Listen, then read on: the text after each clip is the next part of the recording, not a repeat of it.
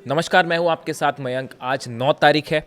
देखिए, इस वीडियो में मैं जंग की बात नहीं करना चाह रहा, क्योंकि जंग के हालात ऐसे हैं कि ये बात अब तय हो चुकी है कि अमेरिका और इजराइल के खिलाफ ईरान की बड़ी जीत हुई है। अब डोनाल्ड ट्रंप और नेतन्याहू जितने हमले करना है कम कर ले, लेकिन नतीजा सिर्फ एक होगा, अली खामनेई साहब का ईरान जीता है और आगे भी जीत ईरान की ही होगी। इसलिए इस वीडियो में हम जंग की बात नहीं करेंगे। इस वीडियो में मैं सिर्फ अली खामनेई साहब की बात करना चाहता हूँ। मशहद में देखिए, उनको अंतिम विदाई दी जा रही है और जो तस्वीरें सामने आई करबला से, नजफ़ से, वो आपने देखी होगी। ऐसा लगता है कि मैंने ऐसी तस्वीरें अपने जीवन में कभी नहीं देखी। करोड़ों लोग, करोड़ों लोग, करोड़ों आंखें नम थी उनके लिए। हर हाथ उनके कॉफिन को छूना चाह रहा था, उनके जनाजे में शामिल होना चाह रहे थे लोग। और ऐसी तस्वीरें जिसने शायद पूरे अमेरिका और इजराइल को हिला के रख दिया। देखिए, मशहद में जो है उनको अंतिम विदाई दी जा रही है आज। और अब अली खामनेई साहब हमारे बीच नहीं होंगे। देखिए, आज मैं जब ऑफिस आ रहा था तो दिल्ली में हूँ मैं इस समय, तो बारिश हो रही थी, काफ़ी ट्रैफिक जाम था लंबा, तो काफ़ी कई घंटे लग गए कारों में। तो देखिए, आज 9 तारीख है। 9 तारीख को हिंदुस्तान के महान जो डायरेक्टर थे गुरुदत्त साहब, आज उनकी जयंती है, उनका जन्मदिन है। तो कार में रेडियो भी चल रहा था और मोबाइल पर मैंने जो है वो मिडिल ईस्ट की खबरें भी ऑन करके छोड़ दी थी। तो उसमें यही सब जंग की हालात बताए जा रहे थे और बताया जा रहा था कि अली खामनेई साहब को किस तरह से अंतिम विदाई मशहद में दी जा रही है। ये खबरें मोबाइल पे चल रही थी और रेडियो पे जो है वो प्यासा फिल्म जो थी गुरुदत्त साहब की, उसका एक गीत चल रहा था। मैं उसकी बात करूँगा, इसीलिए मैंने अपना थंब दिया है कि गुरुदत्त साहिर और रफ़ी, साहिर मतलब साहिर लुधियानवी साहब और मोहम्मद रफ़ी की तरफ से खामनेई साहब को आखिरी सलाम। तो देखिए, वो जब गीत चल रहा था तो मेरे दिमाग में जो है वो 28 फरवरी की वो रात से लेकर 9 जुलाई तक जितनी घटनाएं हुई वो सब फ्लैशबैक की तरह से गुजर गई। देखिए, मैं 28 तारीख की बात करना चाहूँगा। 28 तारीख की वो रात मैं कभी उसको भूल नहीं पाऊँगा। मेरे पास ये खबर तो थी कि अली खामनेई साहब पर हमला किया गया है, और लेकिन ये खबर नहीं थी कि वो सुरक्षित हैं या नहीं हैं। और उस 28 तारीख की रात को जब तक सुबह सुबह हो गई थी, लगभग अगले दिन हो गया था, सुबह सुबह ही, देर रात या सुबह कह लीजिए, अल सुबह जो खबर आई, उस रात को मेरे मन में जो है वो सिर्फ एक गीत की पंक्तियाँ चलती रहीं। ये मशहूर शायर मखदूम साहब हैं, जिनकी एक नज़्म है इंतज़ार। इसकी पंक्तियाँ हैं, शब के जागे हुए तारों को भी नींद आने लगी, आपके आने की एक आस थी अब जाने लगी। देखिए, उस रात को रह रहे के मेरे दिमाग में जो है बार बार यही लाइन आ रही थी कि शब के जागे हुए तारों को भी अब नींद आने लगी, आपके आने की एक आस थी वो भी अब जाने लगी। और ऐसे ही लग रहा था कि कहीं से बस ये खबर आ जाए कि अली खामनेई साहब सुरक्षित हैं। और इस तरह की भी खबरें चल रही थी कि वो जनता के सामने आ सकते हैं, एड्रेस कर सकते हैं। वो शायद ईरान की सेना की तरफ से उस समय लोगों का मनोबल बढ़ाने के लिए उस तरह का बात कही गई होगी।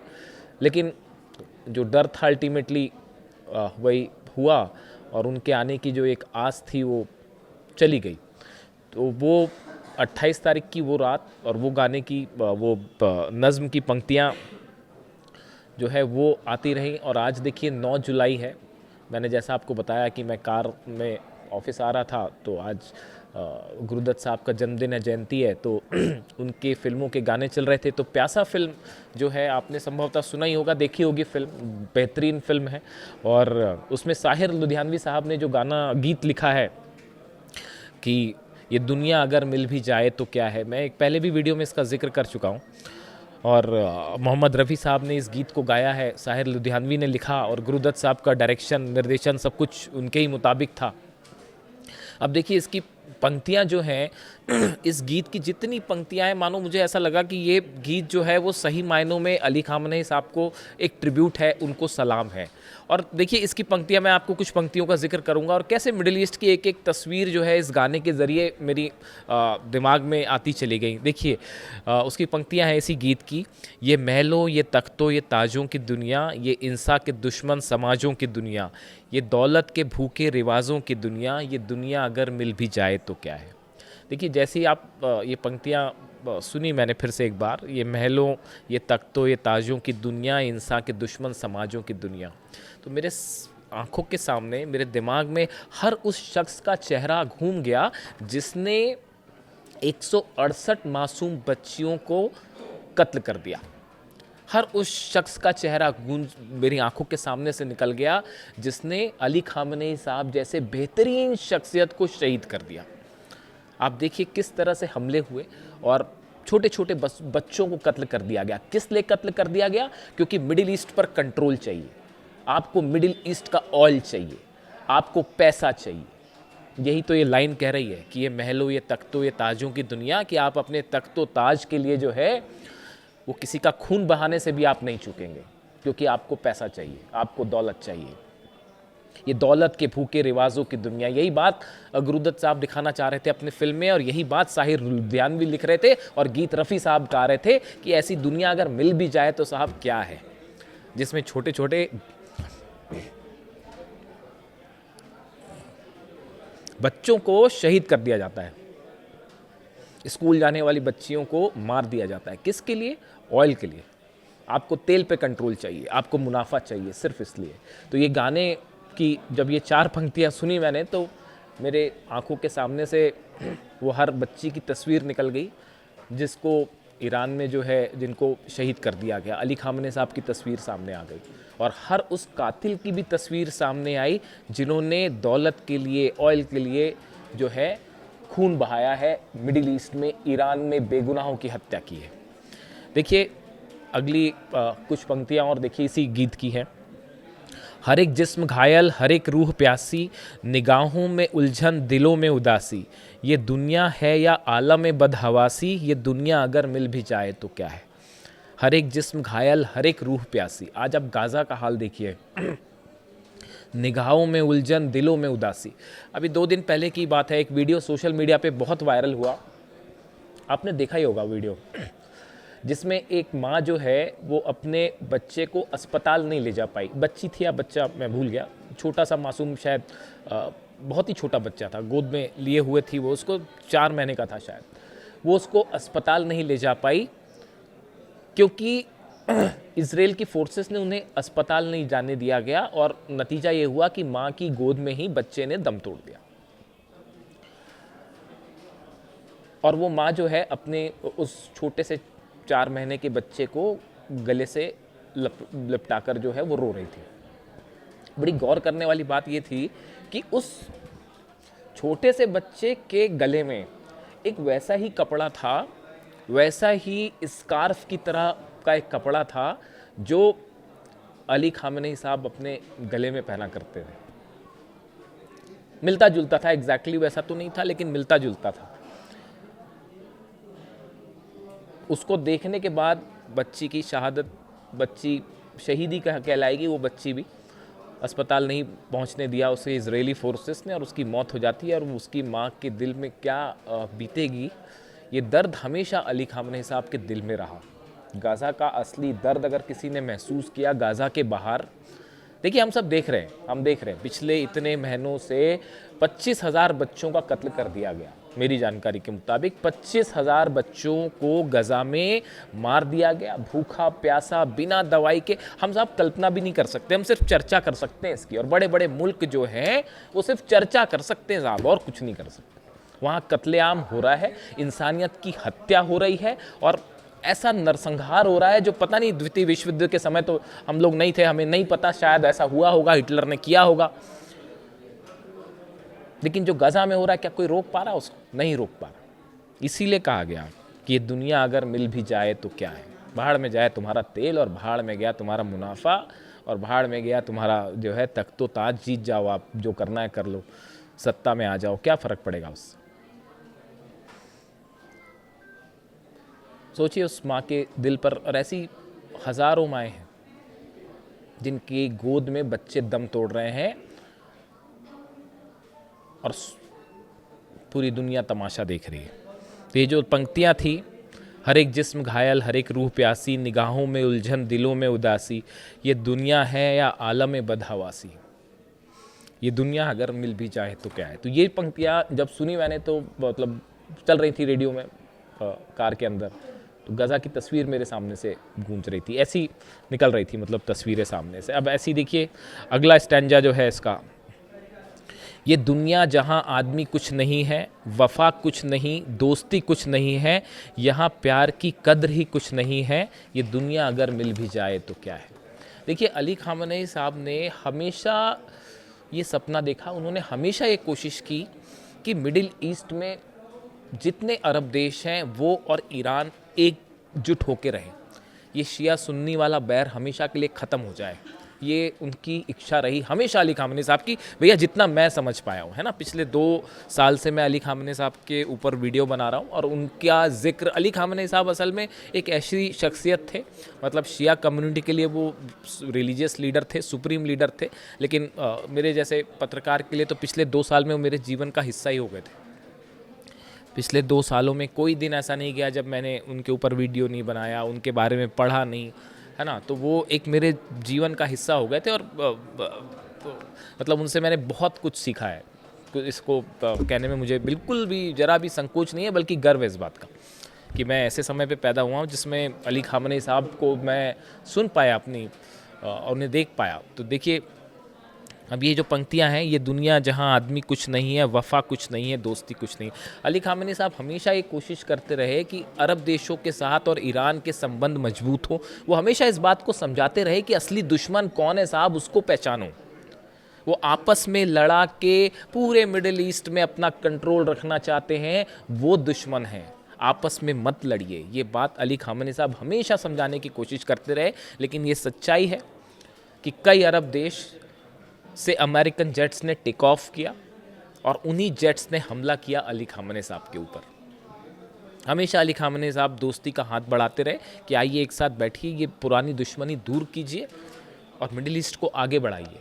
लेकिन ये दोस्ती, ये वफ़ा जो है, उसका सिला ये मिला कि जो हमले हुए अली खामनेई साहब पे, वो कई अरब मुल्कों से, आप जानते हैं, नाम लेने की ज़रूरत नहीं है, सबसे जो है F-35 F-18 जेट्स ने टेक ऑफ किया और उन्हीं में से किसी ने जो है वो अली खामनेई साहब को शहीद किया।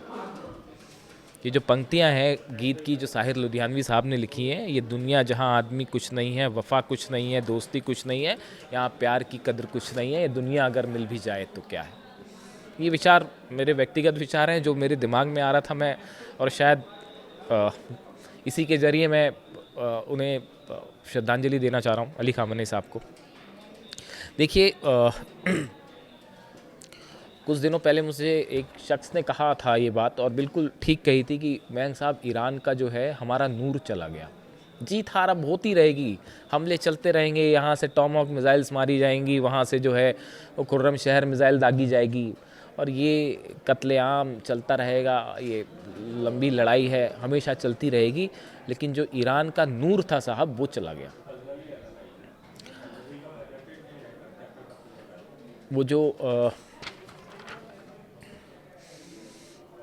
अंगूठी अली खामनेई साहब अपने हाथ से निकाल के बच्चों को और दूसरे लोगों को दिया करते थे, अब वो अंगूठी देने वाला ईरान में कोई नहीं होगा। उसका जो क्रेज़ था, आप देखिए, मतलब लोग उनके हाथ से अंगूठी लेने के लिए तरसते थे कि अगर वो अंगूठी मिल जाए तो वो सबसे बड़ी दुनिया की दौलत वो अली खामनेई साहब के हाथ की वो अंगूठी हुआ करती थी। अब वो अंगूठी देने वाला कोई नहीं है। अब कोई जो है वो उनके हाथ को चूम नहीं पाएगा। जो लोग उन्हें सुनने आते थे वो तरसते थे कि किसी तरफ से हम जाके अपने आगा का, अपने रहबर का हाथ चूम लें। अब वो संभव नहीं हो पाएगा। देखिए एक वीडियो देखा था मैंने, एक शहीद का बच्चा जो है वो दौड़ता हुआ गया, पिछली जब 12 दिन की जंग हुई थी उसमें संभवतः किसी मिलिट्री के, सेना के, ईरान के सेना के अधिकारी का बच्चा था, और उसके पिता जो है वो शहीद हो गए थे हमले में। उसने जैसे ही अली खामनेई साहब को देखा, वो दौड़ पड़ा और दौड़ के उनके सीने से लिपट गया। वो शायद अली खामनेई साहब में वो मासूम बच्चा अपने पिता को खोज रहा था। देखिए ऐसी भी, मतलब क्या ही कहा जाए, वो बच्चे किसको गले लगाएंगे आप बताइए। उनके गले में जो स्कार्फ होता था, जो कैफिए कहते हैं, जिसे वो निकाल के लोगों को देते, लोग मांगते वहाँ जो उन्हें सुनने आते, अब शायद वो स्कार्फ देने वाला कोई नहीं है ईरान में। ये छोटी छोटी चीज़ें हैं, लेकिन वाकई बहुत बड़ी चीज़ें हैं। तो ये पूरी तस्वीर, गीत चलता रहा प्यासा फिल्म का, ये दुनिया अगर मिल भी जाए तो क्या है, और ये पूरे 28 फरवरी से लेके 9 जुलाई तक की एक एक तस्वीर जो है वो फ्लैशबैक की तरह जो है आंखों के सामने से गुजर गई। देखिए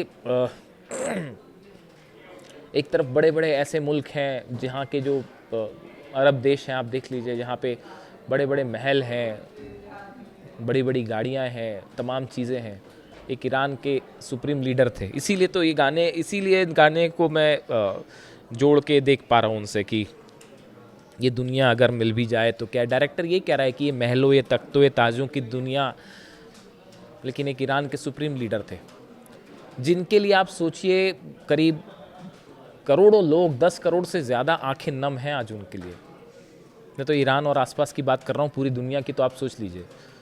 जिस शख्स की शहादत पे 10 करोड़ लोग रो रहे हों, दुनिया की कौन सी दौलत उनके कदमों में नहीं आ सकती थी, लेकिन वो क्या पहनते थे? फटा हुआ कुर्ता। उनके जूते और चप्पलें देख लीजिए, फटे हुई चप्पलें पहनते थे वो। ऐसा मिलेगा कोई शख्स आपको? खोज के आइए, बताइए ज़रा, ऐसा कोई शख्स मिलता हो तो। मुझसे किसी ने एक बार कुछ नोबेल प्राइज़ के लिए बात की थी, मैंने उनको यही जवाब दिया था कि भैया ऐसा है, अली खामनेई साहब का दर्जा ये नोबेल पीस प्राइज़ से बहुत ऊपर है, उनको किसी ऐसे नोबेल पीस प्राइज़ की ज़रूरत नहीं है, लेकिन अगर आप देना भी चाहें तो ऐसे 100 नोबेल प्राइज़ उनके कदमों में कुर्बान। मेरी राय है, व्यक्तिगत राय है, जिसको अच्छी लगे लगे, ना लगे साहब ना लगे, लेकिन मैं अपनी राय, जितना मैं समझ पाया अली खामनेई साहब को, मैं आपको वही बता रहा हूँ। बेहतरीन विजन था उनका। आज अभी ईरान हार चुका होता। अमेरिका ने जितना बम्बार्डमेंट किया, F-35 jets, F-18, F-16, Tom hoc missiles, क्या नहीं किया साहब। इजराइल की तरफ से हमले हुए, ईरान हार गया होता ये जंग, लेकिन ये अली खामनेई साहब का विजन था। वो इस बात को जानते थे साहब कि देखिए कि धोखा देंगे, ये हमला करेंगे, उन्होंने अपने हिसाब से उसकी तैयारी की। बेहतरीन मिलिट्री कमांडर थे, बेहतरीन मिलिट्री कमांडर। मिलिट्री की डिज़ाइन उन्होंने, मोज़ैक जो सिस्टम है उसके तहत कैसे करना है, क्या करना है, वो पूरी प्लानिंग उन्होंने तैयार करके गए थे। और बेहतरीन जो है वो इंसान थे, सुप्रीम लीडर थे, और उनका जाना इंसानियत के लिए बहुत बड़ा नुकसान है। जंग होती रहेगी, कोई जीतेगा कोई हारेगा, डील होती रहेंगी, डील टूटती रहेंगी, ये सब चलता रहेगा, लेकिन अली खामनेई साहब जैसा ना कोई था और ना ही आने वाले वक्त में कोई होगा। मशहद की आंखें नम हैं, ईरान की आंखें नम हैं, पूरी दुनिया की आंखें नम हैं जो अली खामनेई साहब को विदाई दे रही है। शायद खुदा भी ऐसे लोगों को अपने पास बुला लेता है जो सोचता होगा कि ये इंसान के दुश्मन जो समाजों की दुनिया है, यहाँ पे क्यों अली खामनेई साहब को ऐसे लोगों के बीच में छोड़ा जाए, इसीलिए शायद खुदा ने उनको अपने पास बुला लिया। बस यही विचार था। तो चूँकि आज गुरुदत्त साहब की जयंती है, तो उनका जो एक गीत था प्यासा का, तो इसकी एक एक लाइन जो है वो ऐसा लग रहा था मानो कि गुरुदत्त साहब और साहिर लुधियानवी साहब और मोहम्मद रफ़ी जो हैं वो श्रद्धांजलि दे रहे हो अली खामनेई साहब को। बस इसीलिए ये विचार आपके साथ लगा। अगर कोई गलती हुई हो तो माफ़ करिएगा। Thank you so much.